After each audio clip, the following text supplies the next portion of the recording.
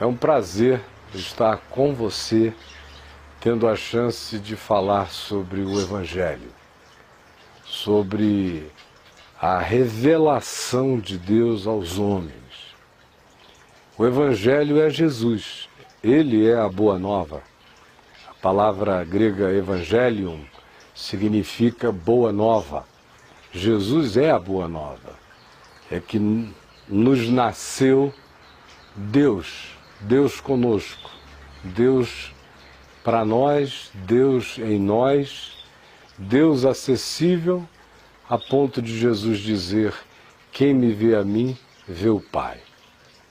Esse é o Evangelho que eu tenho anunciado, dizendo a todas as pessoas que não existe nenhuma complicação para encontrar Deus, que todo aquele que o invoca o acha, que todo aquele que se aproxima dele em espírito e em verdade o encontra, que Deus não resiste a um coração sincero, quebrantado, contrito, em processo de arrependimento, de mudança de mente, de metanoia.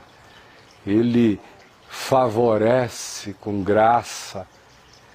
E as pessoas estão tão acostumadas a lidarem com um Deus que não é Deus, que vão ficando do tamanho do Deus que não é Deus, conforme a profecia feita na Bíblia, especialmente nos Salmos, que diz que aquele que adora a uma divindade se torna semelhante a ela.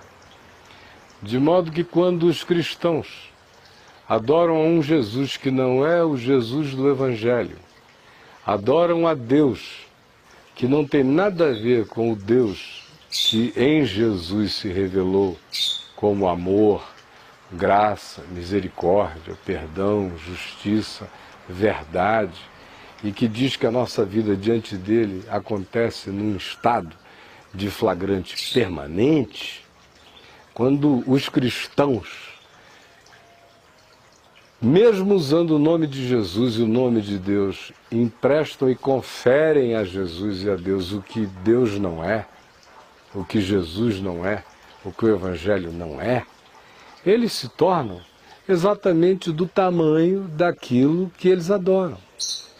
E o Deus que eles adoram, conquanto eles digam que é misericordioso, de fato, na prática, eles o experimentam como pânico, como medo, como culpa, como ira, ou porque de fato, depois de um tempo, resolvem transgredir os mandamentos desse deusinho da religião e nada lhes acontece, ou porque eles vejam que os próprios líderes que estão sobre eles fazem pior.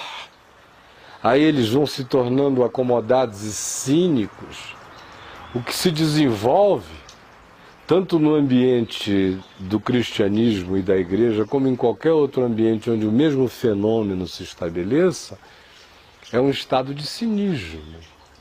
Cinismo mesmo. Cinismo que nós que moramos em Brasília, e nós que moramos no Brasil e assistimos o que acontece nessa nação, estamos a ele nos acostumando. A maioria de nós nem sente o quão cínico já se tornou. Já ficou assim, meio impermeável. Aí tem que se ver cenas grotescas de corrupção gravada, para que o pessoal faça uau, para alguma coisa que, pelo amor de Deus, você só teve alguma surpresa? Porque foi gravado e mostrado em rede nacional, mas não me diga que você não sabe que aquilo ali acontece o tempo todo, toda hora, e que praticamente ninguém escapa daquilo. Aí você diz, escuta, mas é sobre o Evangelho ou os últimos acontecimentos de Brasília, aquilo que você quer fazer referência hoje, conversando com a gente? É sobre o Evangelho que incide sobre esses acontecimentos de Brasília e do Brasil como um todo, incide sobre tudo aquilo que acontece na Terra hoje, no mundo hoje. O Evangelho tem palavra para todas as camadas e dimensões daquilo que a gente chame vida, ou que a gente venha descobrir como vida ainda. Então, o que o Evangelho, que é essa boa nova, tem a ver com o que aconteceu aqui esses dias, está acontecendo, como ilustração para espetáculos imensamente maiores que acontecem o tempo todo em perspectiva nacional, continental, mundial.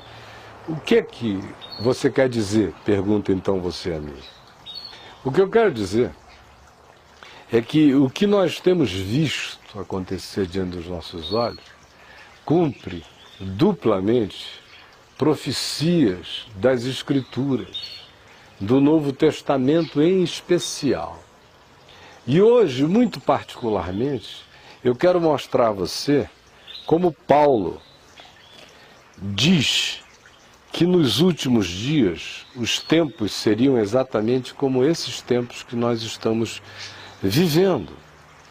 E mais do que isto, é bom lembrar que para Paulo, quando ele escreveu isso aqui um pouco antes dele morrer, e ele morreu sob o governo, o domínio malévolo e diabólico do imperador Nero, para Paulo, o mundo estava chegando ao fim, ele não conseguia conceber perversidade maior do que a que eles estavam experimentando e que o mundo via, não conseguia imaginar, por mais que a mente dele fosse imaginativa, cenários piores do que aqueles que ali estavam. Então, para ele, essas coisas já estavam se cumprindo, de modo que ele não fala nelas como uma profecia, ele fala nelas como uma advertência, considerando que aqueles que o liam e o ouviam criam que eles mesmos tinham chegado ao tempo do fim, que o mundo iria acabar, que Jesus estava para voltar. E olha como estava já então o cenário. Paulo diz a Timóteo: sabe, porém, isto: nos últimos dias sobrevirão tempos difíceis, significando dizer, não é para ficar surpreso com o que já está acontecendo, já estava dito. Pois os homens serão egoístas, se já são, serão mais. Avarentos, se já são, serão mais. Jactanciosos, se já são, serão mais. Arrogantes, se já são, serão mais. Blasfemadores, se já são, serão mais. Desobedientes aos pais, se já são, serão mais ainda. Ingratos, se já são, serão muito mais. Irreverentes, se já são, serão mais. Desafeiçoados, se já são, serão mais. Implacáveis, se já são, serão mais. Caluniadores, se já são, serão mais. Sem domínio de si, se já são, serão mais. Cruéis, se já são, serão mais. Inimigos do bem, se já são, serão mais. Traidores, atrevidos, infatuados, se já são, serão muito mais ainda.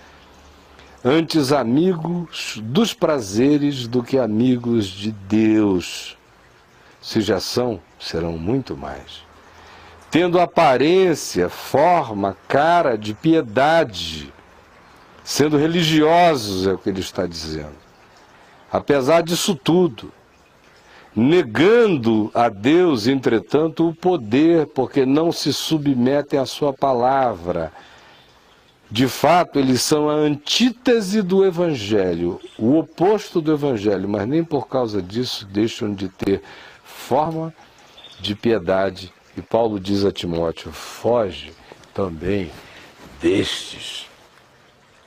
Bom, o que a gente vê acontecendo no Brasil inteiro, que se diz um país cristão, que carrega a insígnia do cristianismo, que tem mais rádios falando o nome de Jesus do que tocando música popular brasileira, que tem redes de televisão aberta em cabo, em UHF, em VHF, do que você quiser, pertencendo supostamente a grupos cristãos dispostos a difundirem o Evangelho. Num país onde quem não é católico é evangélico e quem não é católico nem evangélico é esotérico cristão, espiritualista cristão, qualquer coisa cristã, o Congresso Nacional reflete exatamente a nossa população. É dessa população, dessa democracia que emergem essas figuras que estão aí para todo lado. E é uma democracia que elege, especialmente desde 1982 para cá, uma quantidade muito grande de cristãos que se elegem com o voto do membro encabrestado no processo político das ideologias movidas por interesse e ganância. Esse Congresso está, como eu disse, eivado de gente que diz que vai para lá em nome de Jesus, em nome de Deus, para fazer coisas boas. Ora, quando Paulo disse aquilo que eu li hoje, e você com certeza prestou atenção, porque eu estou fazendo questão de ser bem lento no que eu estou dizendo, quando ele disse isso, eu já afirmei que a expectativa dele é de que algo estivesse já acontecendo naqueles dias com essas caras finais. Ele não tinha ideia que mais 2000 anos iriam passar-se, que as coisas iriam ficar infinitamente pioradas. Acordar e abrir os olhos nos dias de hoje e ver essa coisa toda, nessa sociedade cristã, do cristianismo, cheia de gente falando de Jesus o dia inteiro, é show da fé para cá, para lá, fala que eu te escuto, é Deus, Deus, Deus, Deus, Deus, Deus, Deus, Deus, Deus, Deus, é tanto Deus que dá nojo. Dá nojo, porque não é Deus, não é verdade, não é sincero. Retrata apenas a psicopatia, a sociopatia descrita por Paulo. E olhe uma coisa, quando Paulo disse essas coisas, ele não estava se referindo ao homem normal do mundo romano, nem do mundo para além do império das fronteiras romanas. Porque sempre foi normal, desgraçadamente, que em cada geração os homens se manifestem egoístas, avarentos, jactanciosos, arrogantes, blasfemadores, desobedientes aos pais, ingratos, irreverentes, desafeituados, implacáveis, caluniadores, sem domínio de si, cruéis, inimigos do bem, traidores, atrevidos, infatuados, antes amigos dos prazeres do que amigos de Deus, e hipócritas. Sempre houve para todo lado. O que Paulo diz a Timóteo é: fica sabendo que nos últimos dias esse negócio não vai estar fora. Esse negócio vai estar dentro.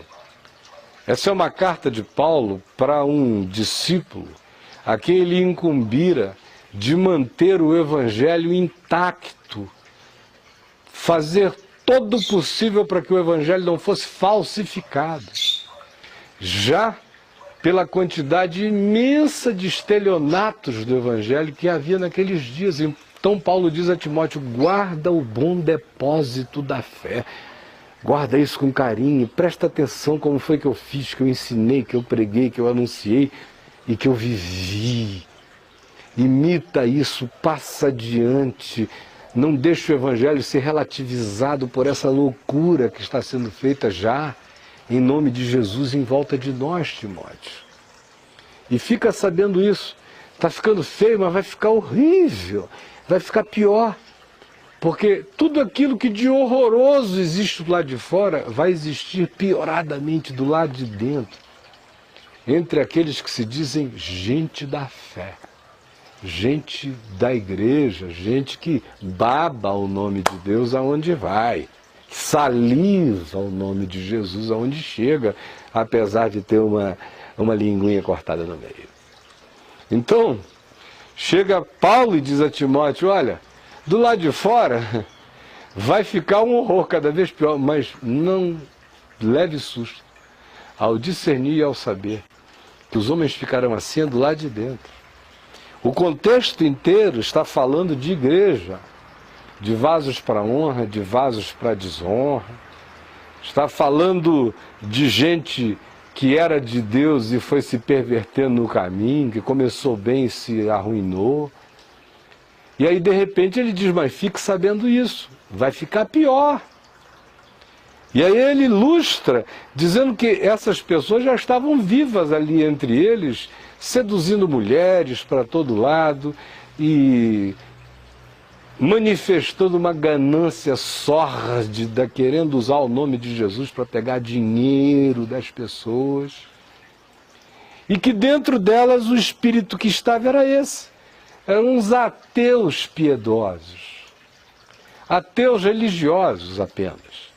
De fato não criam em Deus, usam o nome de Deus, têm forma de piedade, mas negam o poder de Deus por quem eles sejam, em razão do que são e do que fazem, do que advogam, do que ensinam. Eles mostram que não creem de fato naquilo que eles dizem crer. Porque se crescem, não seriam como se tornaram, egoístas, avarentos, jactanciosos, arrogantes, blasfemadores, blasfemam o nome de Deus, ainda fazem oração em cima ou qualquer coisa, é tudo uma grande blasfêmia, o nome de Deus sendo tomado em vão o dia inteiro. Não são nem machos para pecar em seu próprio nome, tem que se esconder em nome de Deus. São os irreverentes, ingratos, desobedientes aos pais, sem afeição, desafeiçoados, implacáveis. Os caras se agarram um no osso até o fim. Morrem agarrados da mentira, mas não largam.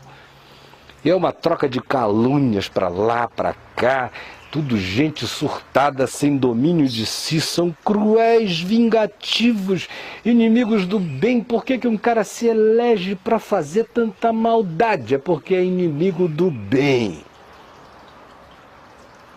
Traidores, atrevidos, infatuados, tem que ter essas qualificações hoje em dia, que são desfigurações humanas, para poder dar certo nas nossas câmaras legislativas, no judiciário, e para poder ser um bom apóstolo, para poder ser um bom pastor, para poder ser um bom bispo, tem que ser desumano assim.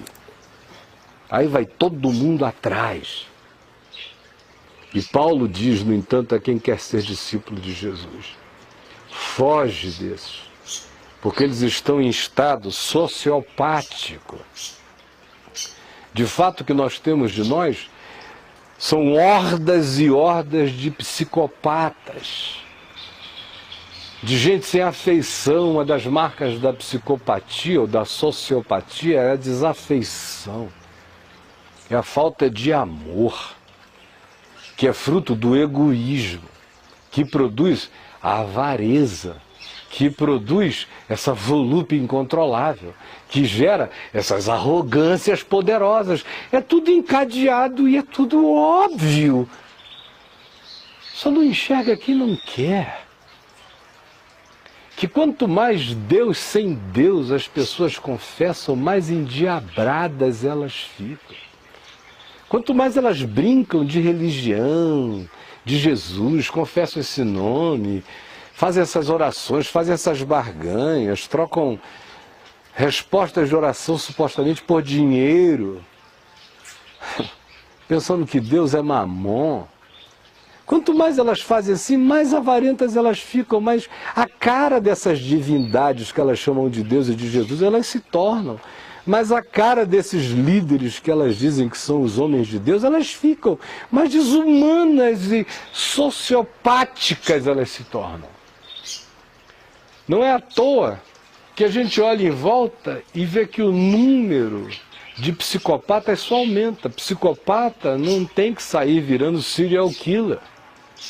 Ele pode ser um serial killer psicológico. Ele se torna um serial killer na perspectiva de que aonde ele vai, a esperança morre. Um matador de esperanças, um matador de amores, um matador de respeito, um matador de dignidade, é um sociopata. Portanto, a psicopatia está infiltrada e crescendo na maioria, porque onde você encontrar esses traços de sedução pela sedução, aonde você encontrar os traços da corrupção pela corrupção, aonde você encontrar os traços da desafeição, da avareza, da ingratidão, da irreverência, dessa capacidade de tomar o nome de Deus em vão, de sair ungindo com oração, com água benta ou com o que quer que o cara ache que seja a magia que santifica as sem-vergonhices dele. As coisas que ele faça, aonde quer que isso esteja presente, aí a blasfêmia está sendo gritada. Blasfemam muito mais esses cristãos do que um ateu agnóstico, ignorante, perdido em algum lugar, dizendo que Deus não existe. Esse é só um carinha sendo honesto com a perdição da compreensão dele. Está em muito melhor estado diante de Deus do que esses cristãos que têm forma de piedade, mas negam a Deus na prática. Usam o nome de Deus e babam suas nojeiras em si. Esses é que são os ateus, esse pessoal que não crê. Quem crê não faz isso, você entendeu? E Paulo diz, abra o olho, Timóteo. Então, se tem algum Timóteo aí, abra o olho. Paulo diz, isso vai ficar assim do lado de dentro.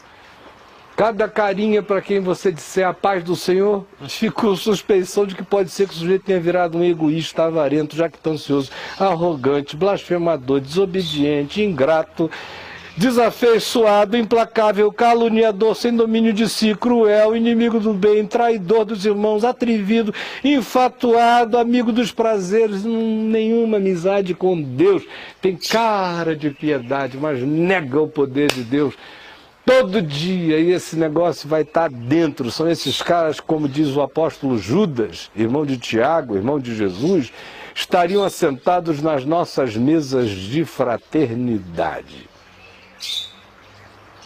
Esses são os últimos dias. Quem tem ouvidos para ouvir, ouça. Essa é a boa nova de hoje, advertir-nos acerca de que esta coisa está aí. Quem tiver noção, faça o que Paulo diz. Paulo diz, sai do meio dela, povo meu, ecoando o que o profeta já dissera acerca da saída de Israel, do cativeiro em Babilônia. Paulo pega a mesma fala e aplica a quem for discípulo, aonde quer que o contexto seja esse. Aonde quer que os caras estejam falando de Deus, mas negando-lhe o poder, vivendo em estado de sociopatia supostamente fraterna, mas sendo os cruéis dessa crueldade. Fuja destes, diz o Evangelho. Fuja disso, saia disso. Você está me vendo? Eu sei que está me ouvindo. Escute, pelo amor de Deus. Paulo diz, foge também destes. Não fica brincando de ser fraterno com a maldade, porque ela vai corromper a sua alma. Nem brinque de cultuar, de ir para o ajuntamento solene, onde as mãos que se erguem são mãos corruptas, sujas de sangue, de dedos acusadores e de coração desconstruído de humanidade, conforme essas descrições. Foge desses, porque eles vão ficar em abundância à tua volta. Abre o olho. Hoje, por isso, eu estou aqui repetindo o que Paulo disse a Timóteo. Em nome de Jesus, abra o seu olho. Veja aquilo a que você diz amém. Veja aquele a quem você chama Deus. Porque pode ser que você seja cheio de cristianismo, vazio de Jesus, sem evangelho nenhum, adorando um ídolo, ficando igualzinho a essas porcarias. E é por isso que a sua vida não cresce. É por isso que você já foi mais humano antes de se tornar cristão do que hoje. porque o exemplo sociopático que você segue desafeiçoa o coração. Se você quiser ouvir o Evangelho, eu convido você para estar comigo hoje à noite no Teatro La Salle, na 906 Sul, aqui em Brasília, às 19 horas. O endereço esteve aparecendo durante todo o programa, tanto quanto o endereço do meu site, o qual convido você a ler. Eu fico por aqui. E eu espero que você tenha escutado, porque eu não vim brincar. É uma boa nova o que eu disse, para quem tem ouvidos para ouvir. Para quem não tem, é uma palavra que apenas diz que você se colocou num buraco, está puxando a terra sobre si mesmo, se sepultando como um zumbi sob os escombros de uma mentira. Mas que Deus nos livre disso. Tchau. Bye, bye. Tapeceiro, grande artista, vai fazendo seu trabalho. Incansável, paciente no seu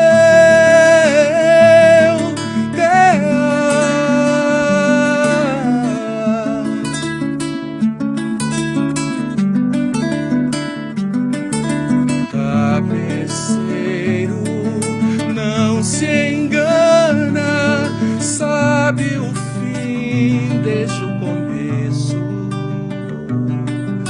Trança voltas, mil desvios, sem perder o fio.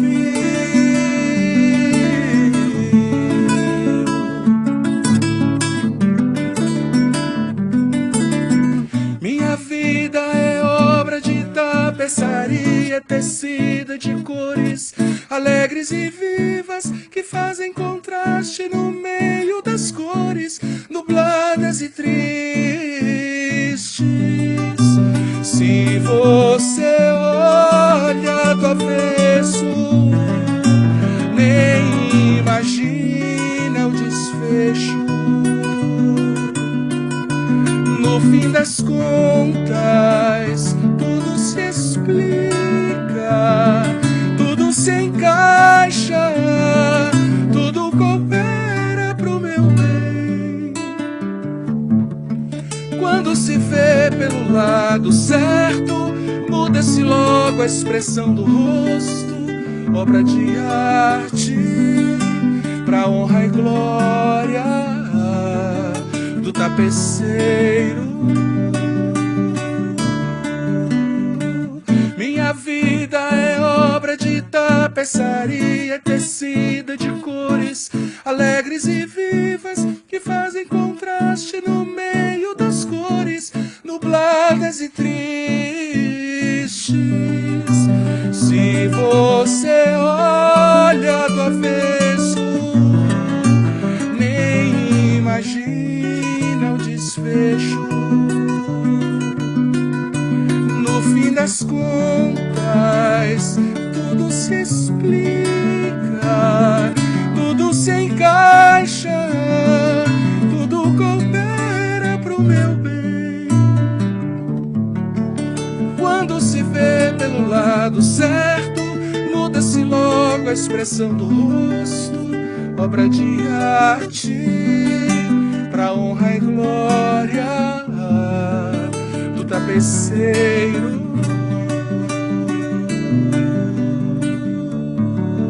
Quando se vê pelo lado certo, todas as cores da minha vida dignificam